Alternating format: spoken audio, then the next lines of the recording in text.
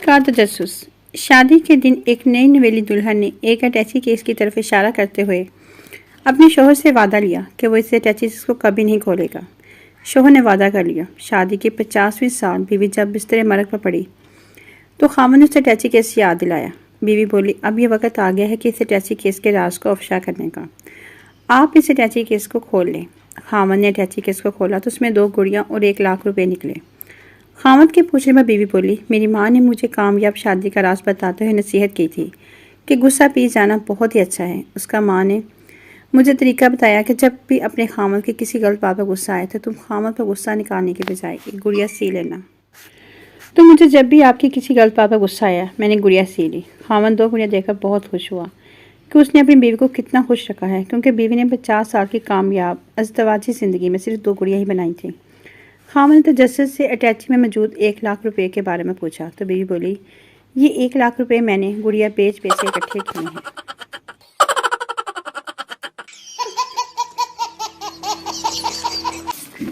एक आदमी अपनी बीवी को दफना कर घर आया तो आसमान पर बादल गरजने लगे, बिजली कड़की और तूफान आ गया।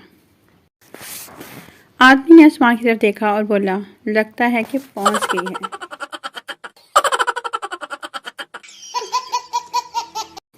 सरदार की बीवी भाग गई। 3 दिन बाद वापस आई। सरदार गुस्से से बोला, हुन की लैन आई है। सरदार ने मोबाइल दा चार्जर भुल गई सी।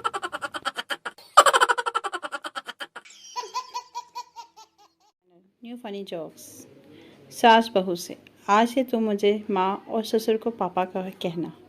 बहू समझ गई। शाम को उसका पति घर आया तो बोली, माँ भैया घर आ गए हैं।